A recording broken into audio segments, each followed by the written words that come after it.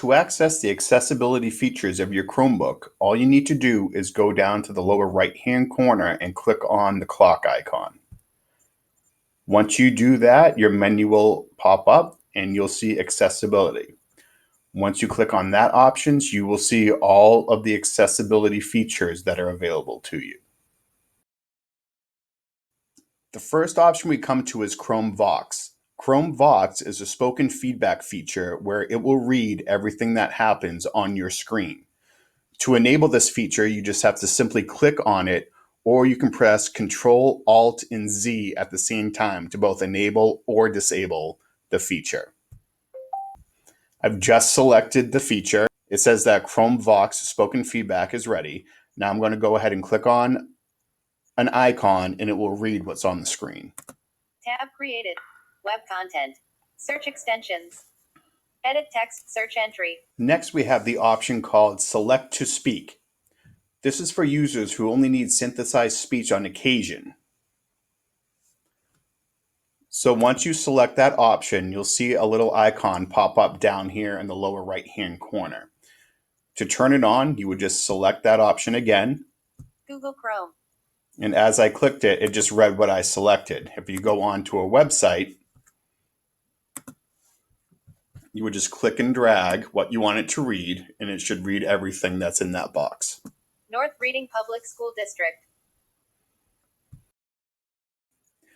There is also a dictation feature. Once selection, it allows you to speak to type text into any edit field on your Chromebook. So when we go ahead and choose that option, I'm going to go up here into the browser. Same as before, as you can see, a little icon is going to pop up down here in the lower right-hand corner. We're going to click on that to enable it. www.edpuzzle.com. And as you can see, as I was speaking the website I want to go to, it started to fill it in the web browser. Another feature built into the device is automatic clicks. This is a high-impact feature for users with motor impairments who don't have the ability to put pressure on the mouse to click. Once this option is enabled, you'll see a menu pop up down here in the lower left-hand corner. You have the options to left click, right click, double click, click and drag, no action at all, make it pause, or you can toggle the menu, which will move it around the screen. But once enabled, I'm going to choose single click, and all I have to do is just hover it over the icon that I want, and after about 3 seconds, you'll see a circle come around and it will automatically click your selection. There's also an on-screen keyboard feature built into the device. To enable it, all you have to do is just click on the option in the menu. As you can see, a little keyboard icon will pop up down here in the lower right-hand corner of the screen. All you have to do is click it, and it will pull up the keyboard on the screen. This enables typing to any text field using a touchscreen or with your mouse. You would click on the keyboard icon again, and it will minimize it down to your taskbar. Lastly, there's the sticky keys feature. Once selected, the sticky keys feature is ideal for people who have trouble pressing more than one key at a time. It remembers each key you push, allowing you to take your finger off to press additional keys in a command. It frees up your fingers from having to press multiple keys all at the same time. Instead, take your time to push them in sequence with one finger.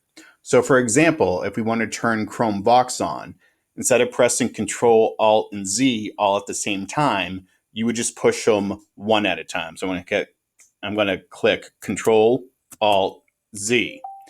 As you can see, a menu came up here in the right-hand corner, and it shows what I was pressing. Now Chrome Vox is enabled. I'm going to press Control, Alt, Z again to disable it. In order to help users see the screen a little bit better and easier to see, you want to click on the high contrast mode. When I go ahead and do that, as you can see, this feature inverts all of the colors, so it kind of makes it a little bit easier to view the web page. The Chromebook also has a built-in full screen magnifier. All you need to do is select that option. Once you have done this, you hold down Control Alt and you want to scroll 2 fingers on the touchpad. When you do this, as you can see, the screen starts to magnify and you can zoom in and out. The Chromebook also has a docked magnifier feature. When you click on this, as you can see, it will split your screen in half. The lower screen is what you are viewing, and the upper screen is the magnified version of it. So all you have to do is just start hovering your mouse over the bottom part of the screen, and as you can see, it will magnify what you're pointing at on the top part of the screen. To turn this on and off, you can access it through the menu that I just did, or you can press Control, Search, and D to turn this on and off. And just like the other magnifier, you can hold down Control, Alt, and scroll 2 fingers on the touchpad, and this will zoom in and out of the screen that you're on. You also have the ability to change the size of your mouse cursor. Again, you want to go under the menu, go under your accessibility features, and under additional settings, you'll see large mouse cursor. All you'll have to do is click on that. And as you can see, the cursor got bigger. A lot of people prefer this so they can easily keep track of where they are on the screen. Next, I'm going to review the highlight text caret, the highlight mouse cursor, and the highlight object with keyboard focus features. First, I'm going to click on the highlight text caret. Once I do that and start typing in the field, as you can see, the cursor just became highlighted.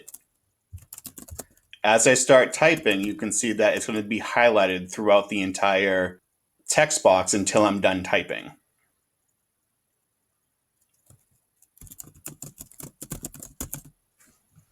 The highlight mouse cursor feature will leave the area highlighted wherever the cursor is, so that will always be permanently highlighted. So you can just start typing into any text box.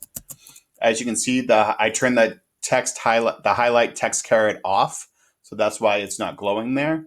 But as you can see, as I start moving the cursor around, that gets the highlighted box.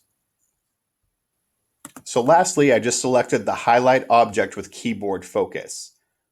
So now that I've done that, and if I just held down the mouse pad, I just clicked and held it down once, you can see that the entire selection, the entire area that I'm about to edit gets highlighted. For any users who may have limited hearing in one ear, there's a mono audio option. What this does is that it plays the same sound through both sets of speakers. To enable, all you have to do is click on the option.